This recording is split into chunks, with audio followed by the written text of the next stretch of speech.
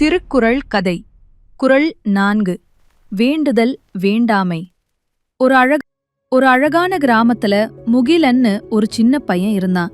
அவனுக்கு எப்போ பார்த்தாலும் விளையாடிட்டே இருக்கணும்னு ரொம்ப ஆசை. ஆனா முகிலனுக்கு ஒரு பழக்கம் இருந்துச்சு. அவனுக்கு பிடிச்ச விஷயங்களை யாருக்காகவும் விட்டு கொடுக்க மாட்டான். அவனுக்கு பிடிக்காத விஷயங்களை யாராவது சொன்னா ரொம்ப கோபப்படுவான். இதை பார்த்த அந்த ஊர் பெரியவர் ஐயா முகிலனை அன்பா கூப்பிட்டார்.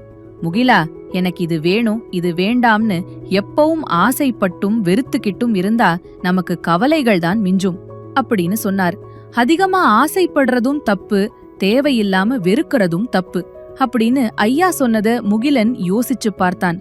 விருப்பு வெறுப்பு இல்லாம தன்னலம் இல்லாம இருக்கிறவங்கள நீ பின்பற்றினா உனக்கு வாழ்க்கையில எப்பவும் கவலையே வராது அப்படின்னு ஐயா விளக்கினார்.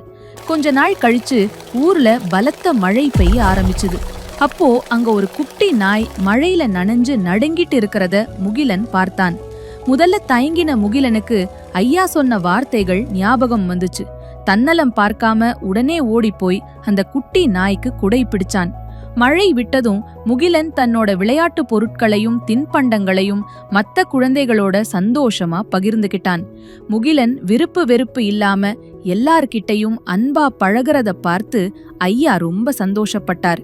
இதைதான் திருவள்ளுவர் வேண்டுதல் வேண்டாமை இலானடி சேர்ந்தார்க்கு யாண்டும் இடும்பை இல அப்படின்னு அழகா சொல்லிருக்கார். அதனால குட்டீஸ், நாமோ எப்பவும் விருப்பு வெறுப்பு இல்லாம தன்னலம் பார்க்காம நல்ல வழியில நடக்கிறவங்கள பின்பற்றினா நமக்கு எப்பவும் கவலையே வராது.